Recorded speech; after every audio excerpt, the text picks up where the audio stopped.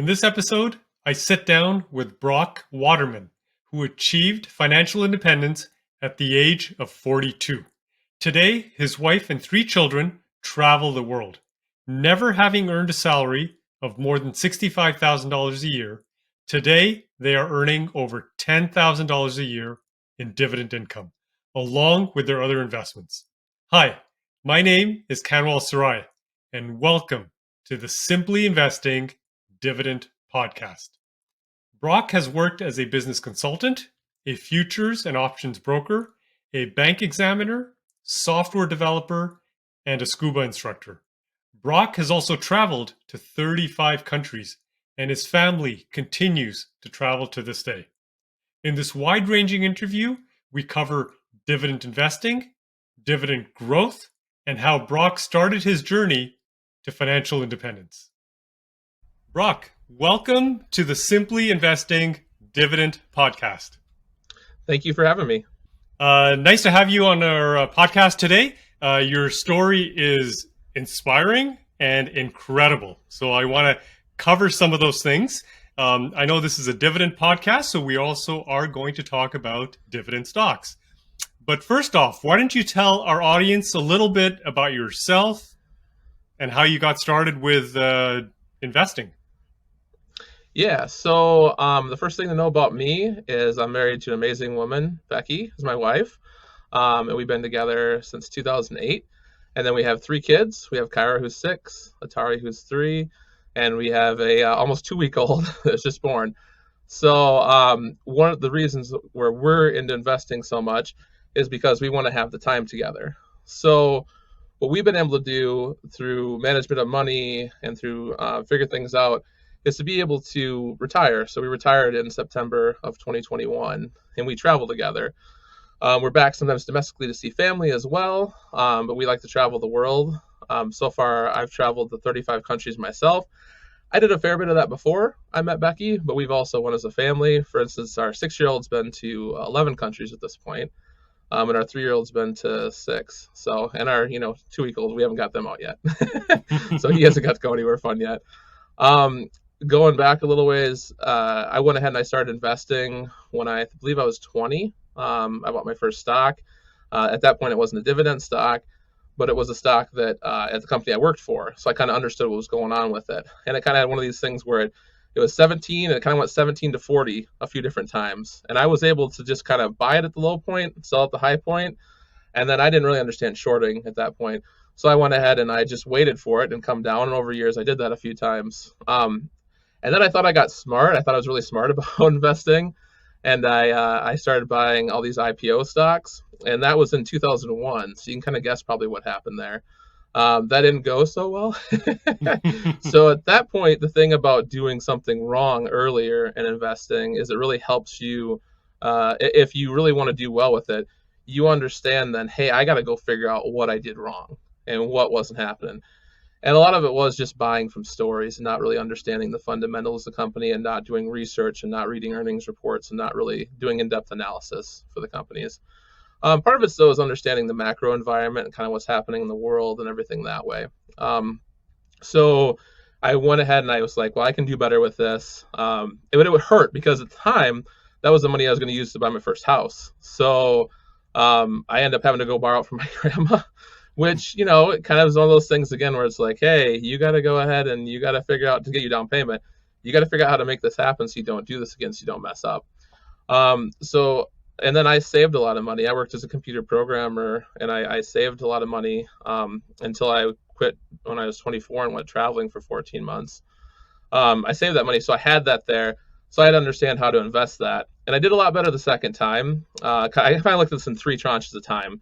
One right around 2001, right around 2007, 2008, 2009, and then kind of more since then. And that time when things happened, I was more ready for it. And I think I was down about 5-10%, and I knew the market wasn't doing as well. And at that point, I just sold out and I waited for things to kind of hit bottom per se before I invested a lot back into it. So I learned more, but I was still more apprehensive. And that time I found it harder to go in and buy at the bottom or near the bottom. You're never gonna get the bottom, I don't think. I think most people can't do that. I know I can't. So I was just more of a struggle to buy. So I ended up waiting a long time to get invested again, but eventually I did. Um, and then now we're at the point where we're getting invested because we sold our house, we sold our cars, we sold most everything we owned. We did garage sales that ended up bringing in about $15,000 because we sold TVs and couches, and we don't actually have a storage unit. We sold down that far. We have some stuff with some family here and there.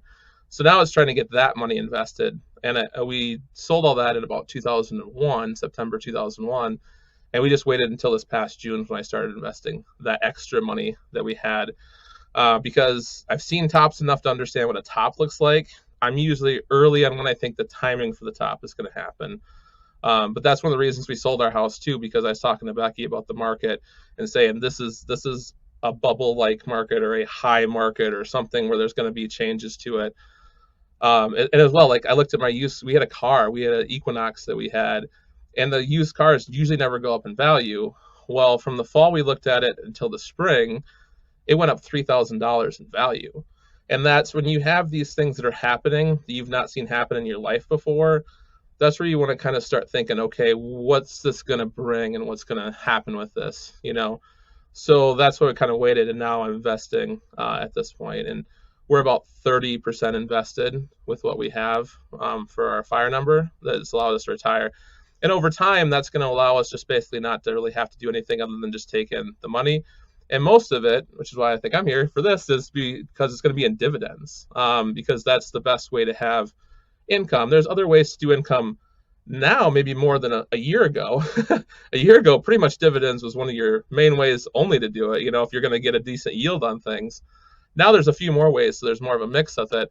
But long term, my feeling is if you buy dividend stocks, the right dividend stocks, you're going to outperform those other more set benchmarks over time. I think you still want to have a mix, but I think that's that's the reason that we're talking about the dividends and like that. Yeah, that's incredible. Thank you for sharing your story. And for our audience who might be new to the term FIRE, it stands for Mhm. Financial Independence, Retire Early.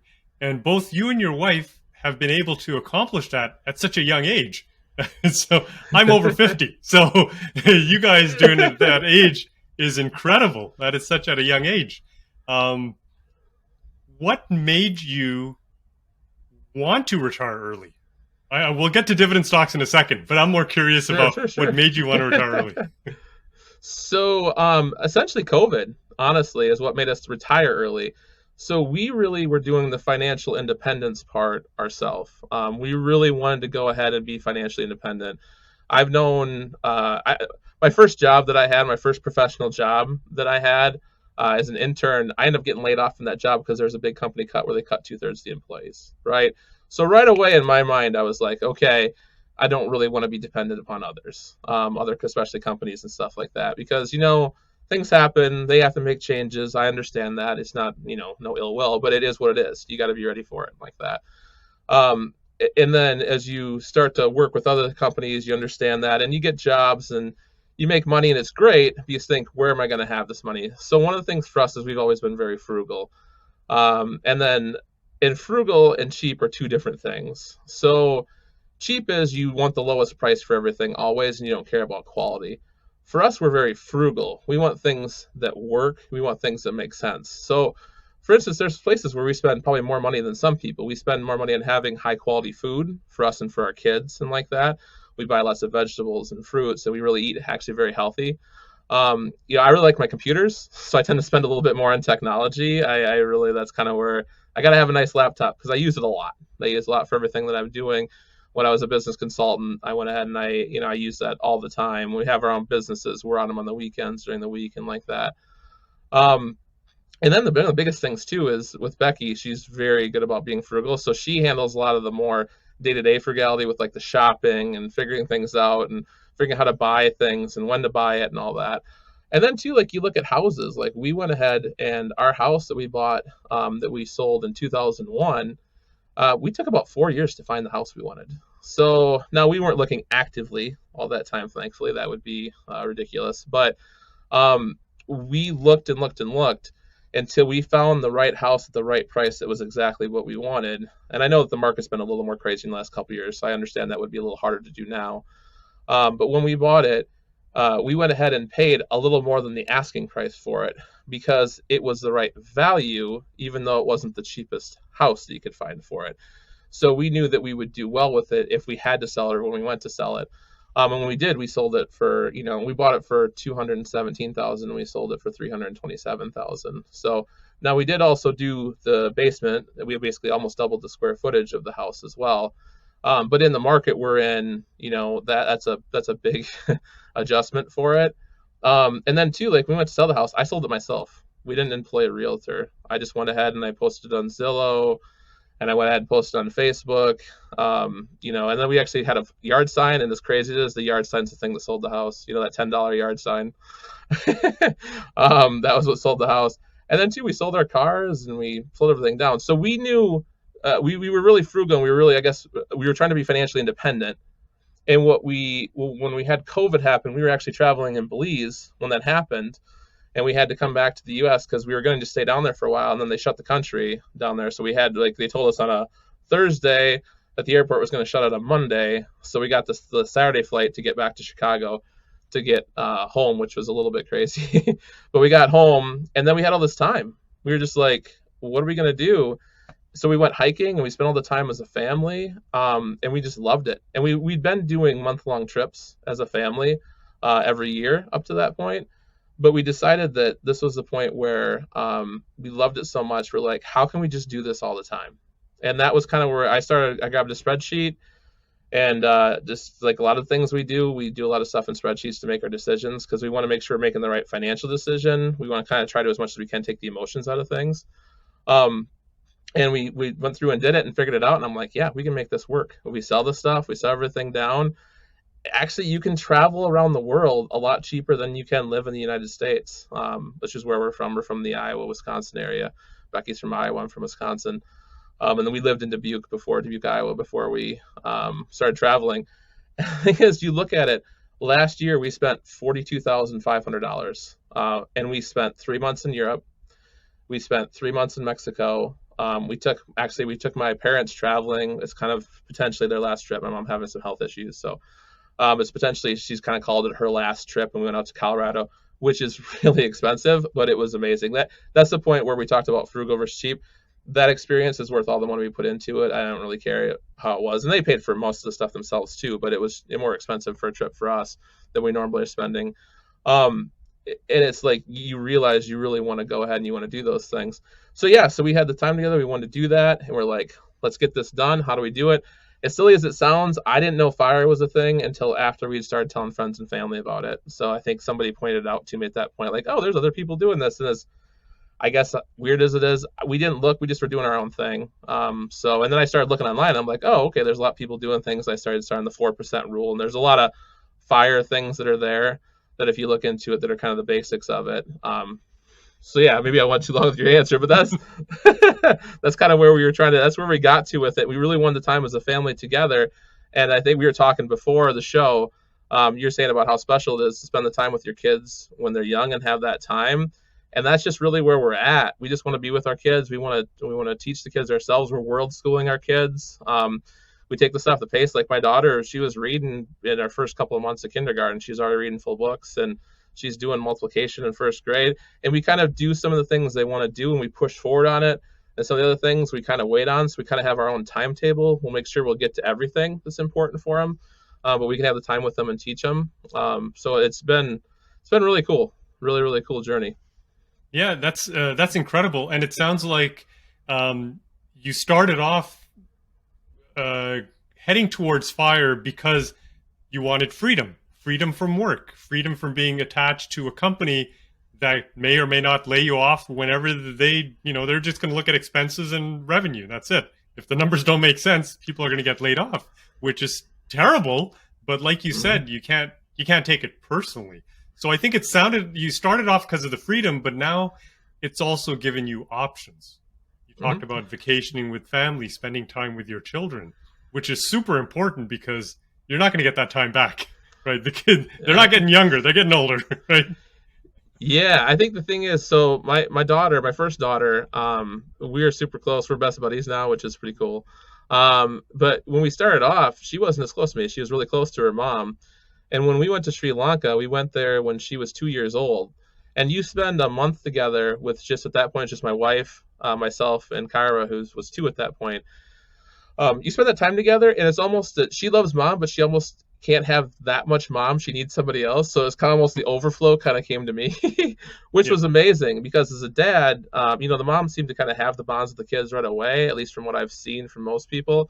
The dad, you got to work for it a little more sometimes. With the second and third kid with Verity, and I'm sure with Atari, it's been great. It's been no problem at all. But I think I had that bond with Kyra coming into it now. So when I'm with them, I feel like they just kind of follow what the older kids doing a lot of times. Um, Excuse me. So like for going with her, I felt like we'd really cemented a relationship when at one point I helped her fall asleep when we were on the bus and she fell asleep on me. And it was like, I know at home I didn't get that opportunity because at home we're paying over $15,000 for childcare for the two of them when they were going to childcare. So we don't have the time to spend with them because we have to go make that extra money to go ahead and offset that. We were paying 20 plus $1,000 in insurance because if you're self-employed, the insurance is not set up well. You're going to pay almost like we were paying almost $2,000 a month. So actually, you're paying closer to $24,000 a year for insurance. Well, you add those two together, that's $40,000. And we're living now completely on the road doing what we want for 40 like last year, like I said, only under $42,500. Our goal was $40,000 to $45,000, and we travel and we spend the time together. So it's just an interesting thing. Like you're talking about the freedom and you're talking about the time and you're talking about the memories. For us, we plan as a family. I don't know if you've ever read the book 7 Habits. So there's the 7 Habits of Highly Effective People from Stephen Covey, which I'm sure you heard of. But he also did one that's the 7 Habits of Highly Effective Families. And I think actually in a way, that's a more important book for people to read. I don't know. I have a copy I got for a couple bucks from a thrift store, and I've read that thing like 4 times because it talks about how you plan for your family and how you prioritize and how you do the things that how you set it up. Like we have a weekly family meeting that we have, and we missed it this past week. Obviously, it's been a little crazy in the last couple of weeks with having the new baby.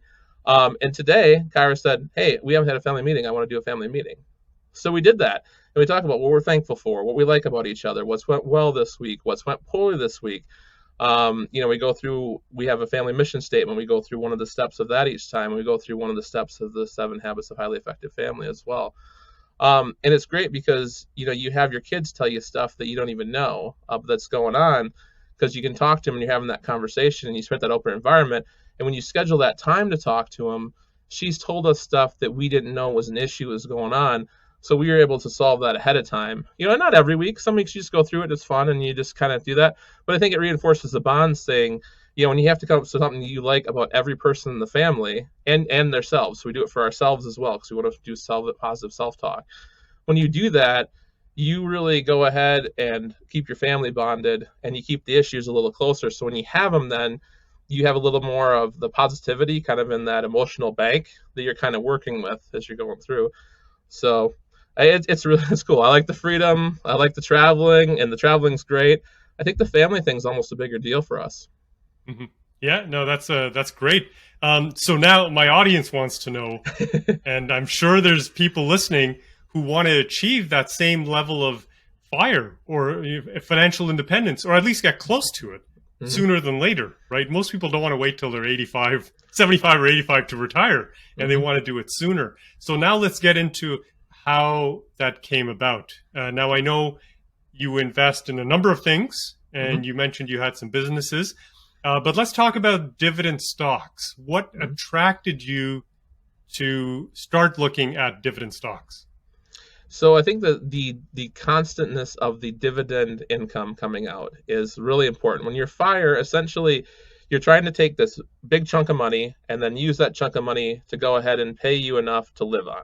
So that's what you're shooting for. So for instance, if you're saying, let's say you have like $1 million and you're saying, I want to need $40,000 a year. Well, that would be 4%. And that's what people a lot of times are shooting for.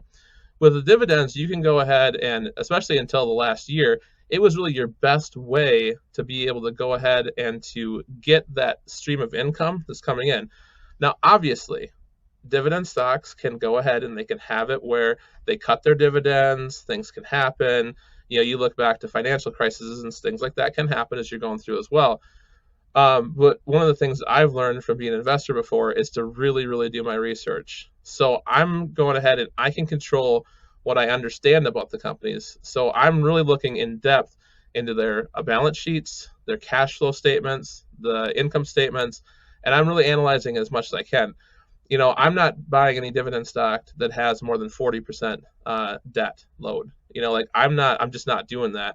When I look at cash flows, I need them to be easily cash flowing their dividend from their operating income that's coming through.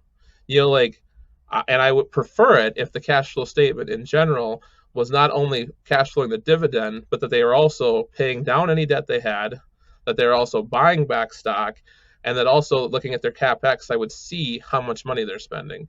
So I can go ahead and I can look at the companies, and while I can't control obviously what they do, I can understand what they do. And if I understand the financials of them and I understand the story of them, if I know that I'm not really caring what their stock price does, I'm looking at what the yield is that I'm getting on the dividend. So I know when I buy it, I set my dividend yield. It ultimately doesn't matter if the stock price goes up or down. You got the dividend yield that you got when you buy the stock at the price you're at, right? Now, obviously, like I said, if they cut the dividend or increase the dividend, your yield can either go down if they cut the dividend or increase if they up the dividend. And I would also very much like it if I buy companies that have an increasing dividend, obviously. But I feel like I have more control over that. With your typical growth stocks, value stocks, and like that, you're not getting paid that constant over time. So if the stock price goes down, you just lost money. Well, with a dividend stock, with where we're at, where we're looking at having basically this money come to us in perpetuity, or essentially forever for as long as we're around or whatever, I don't necessarily care what the stock price does. If I bought it and I'm getting paid that dividend, and let's say I have something that's paying me a 6-7% dividend, as long as they don't cut that dividend, as long as they pay out that dividend, the stock price, it could, within reason, it could go from 40 to 20, and it's not really going to affect me because that's what I'm trying to live off of over the long term. I don't know if that makes sense what I'm saying. Yeah, that makes perfect sense, and I think it's so important. And I've been doing this for 25 years as a dividend investor, and that's what I teach. Is our focus is on the dividend income and not on the stock price. And a lot of people get hung up on that. They're going to look at the stock price, and if the price is going up, they're having a good day. If it's coming down, they're panicking. Right? So you don't want to tie your emotions to prices going up and down, and you also don't want to panic and sell when the price is down because now you've solidified your losses. So that's really important. Well, and for me, what I'm super excited about, I've been waiting for this opportunity. I've been waiting for what the market's been doing now for a while. We sold the stuff in 2021, and there was no way I was investing in the market. I think we were 1% invested at that point because we'd taken most everything out at that point because I just felt like it was going to go down. I didn't know when. A lot of times I'm early on that stuff, and it can end up being a couple more years for it, and that happens. But I wanted to buy it when it was coming down. So the first time I started buying the stocks, mostly it was last year in June, because it's like, okay, we're starting to actually get in there. And then what I've been doing too is I've been buying in chunks. I don't buy 100% of any stock in one price because I'm not going to be right in the entry price. I'm always going to screw it up. So I got to go ahead and I want to buy it over time. I got to figure out the dividend I like. And then as it goes down, if I'm happy with the stock and the fundamentals haven't changed, then I will go ahead and I will buy more. Now, there's a few that I've bought, and I'm looking at the earnings, and I'm reading the reports, and I'm looking at their financials, and things have changed on, and I'm willing to sell that if the story changes.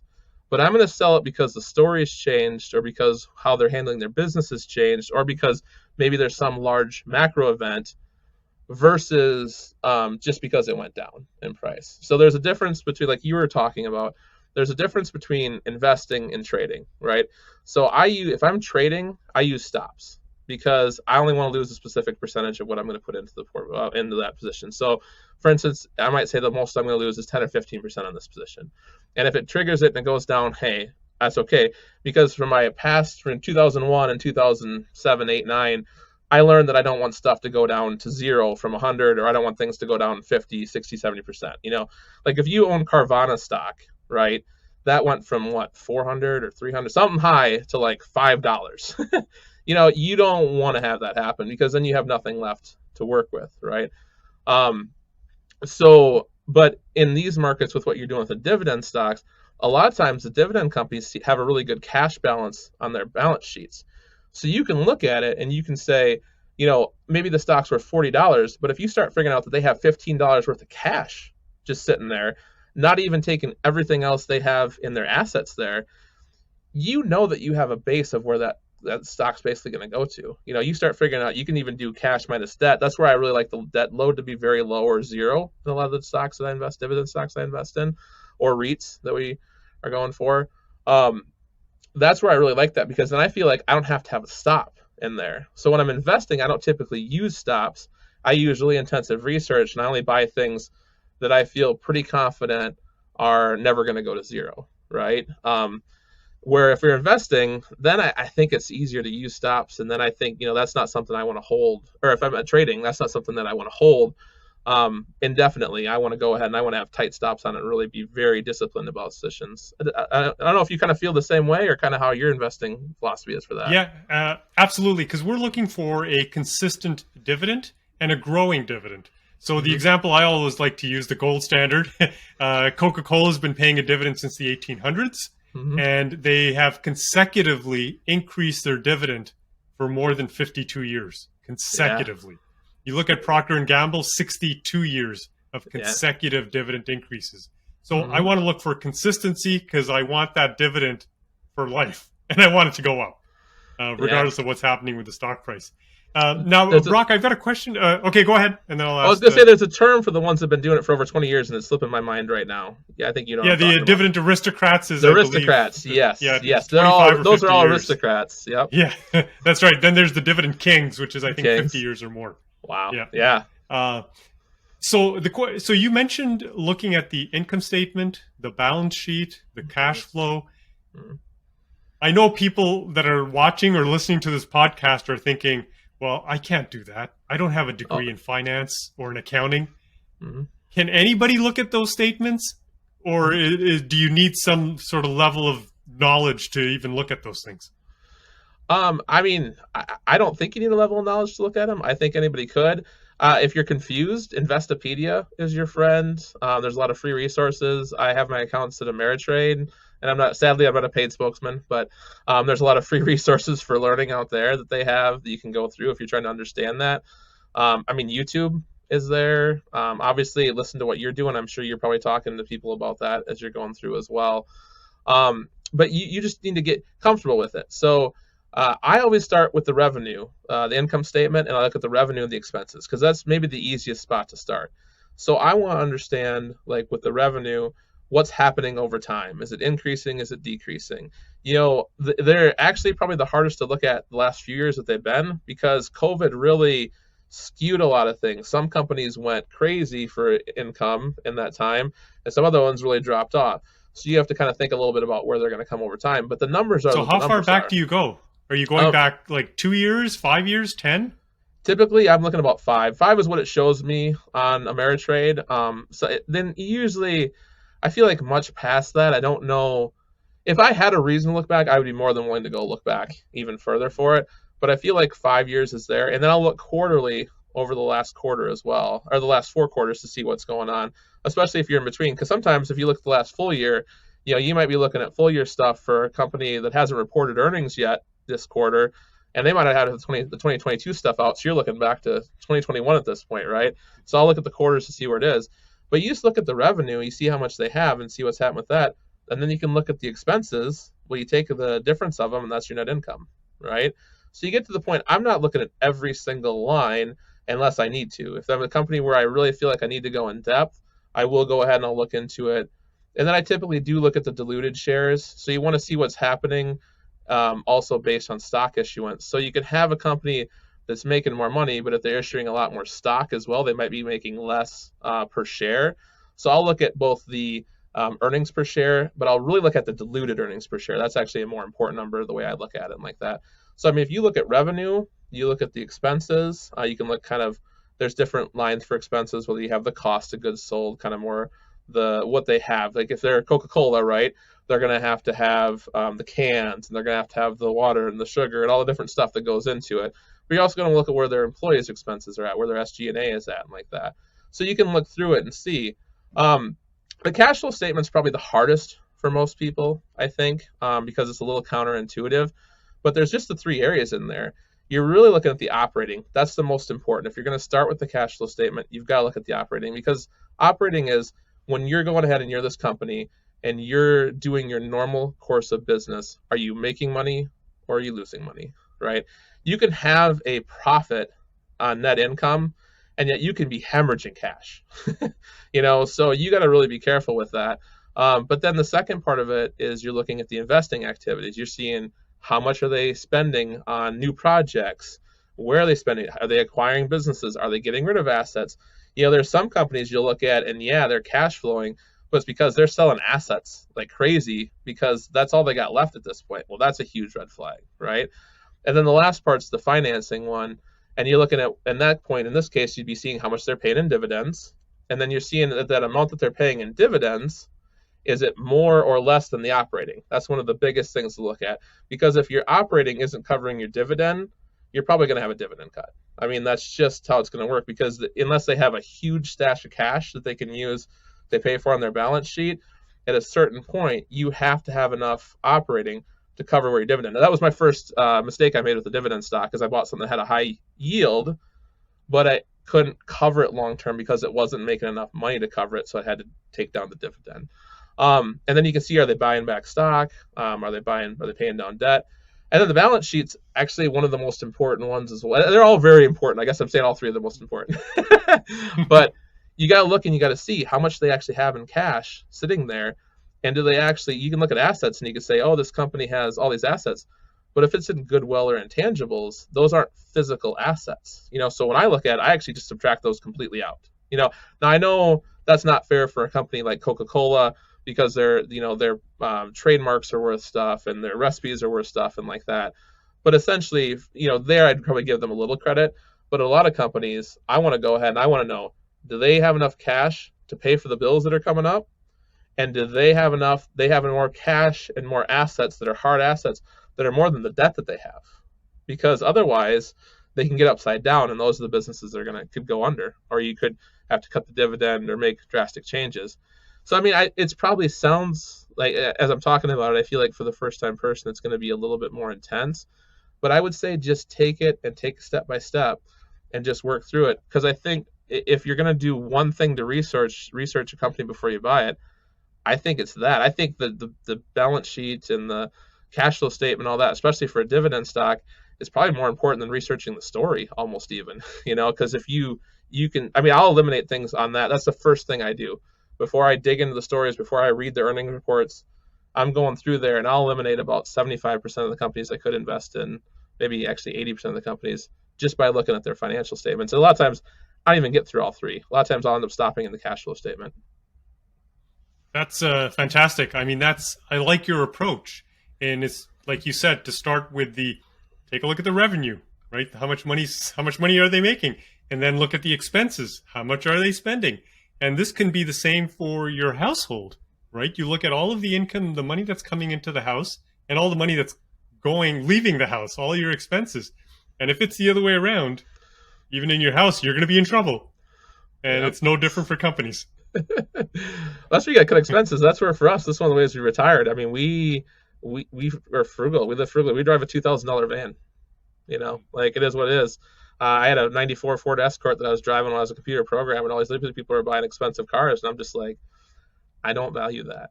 So it's you can kind of see that in companies too. You can see what companies value by looking at their balance sheets in a certain extent. You can see what they value in a financial matter, I would say. So. Mm-hmm. So how do you think about, or do you think about dividends differently when it comes to retiring later when you're 65 or retiring early? Are you looking at dividends differently at all or no? Stay tuned next week for Brock's answer to my question. In part 2, we continue our discussion and Brock talks about the importance of diversification and how he's investing in today's economic climate. Stay tuned next week for part 2 of my wide-ranging interview with Brock.